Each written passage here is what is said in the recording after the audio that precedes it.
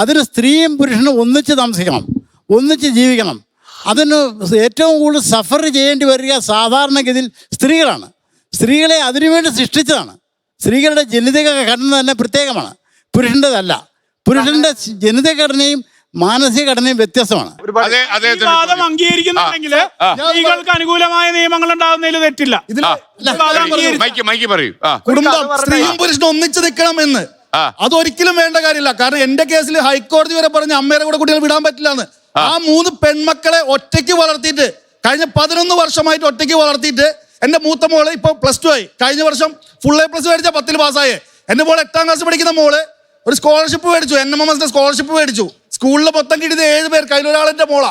ഞാൻ അതുപോലെ സംരക്ഷിക്കുന്നുണ്ട്. ഞാനൊരു ഭിന്നശേഷിക്കാരനാ, എനിക്കൊരു കണ്ണിന് കാഴ്ചയില്ല, ഒരു ചെവി കേൾക്കില്ല, എന്നിട്ടും ഞാൻ ഇത്രയും കാര്യങ്ങൾ ചെയ്യുന്നുണ്ട്. എനിക്ക് ബുദ്ധിമുട്ടുകൾ ഒരുപാട്. എന്റെ വീട്ടുകാരെ സപ്പോർട്ട് ചെയ്തിട്ടില്ല.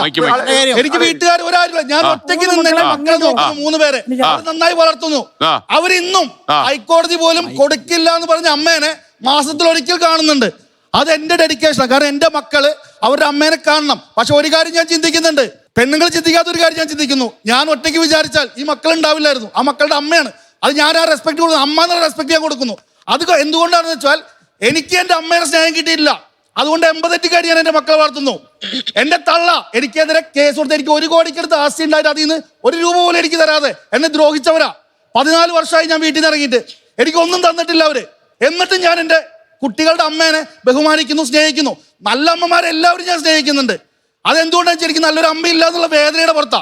നമുക്ക് സമൂഹത്തിൽ അത് വേണം. നാളെ എന്റെ മക്കളുടെ കാര്യത്തില് അവർ പറഞ്ഞു, കോടതി പറഞ്ഞ കൃത്യമായ വിധിയിലുണ്ട്, this type of a mother cannot imbibe good qualities in the children. അതുകൊണ്ട് അവർക്ക് കുട്ടികളെ കൊടുക്കാൻ പറ്റില്ല എന്ന് പറഞ്ഞ ഹൈക്കോടതി വരെ.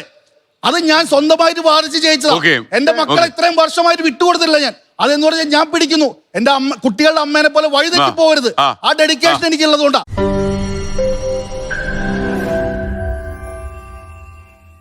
ലോകത്തെവിടെയായാലും ഏത് സമയത്തും 24 വാർത്തകളും ഓഗ്മെന്റഡ് റിയാലിറ്റി പാക്കേജുകളും എക്സ്പ്ലെയിനറുകളും വിശദമായി കാണാൻ ഞങ്ങളുടെ YouTube ചാനൽ നിങ്ങൾക്ക് സബ്സ്ക്രൈബ് ചെയ്യാം.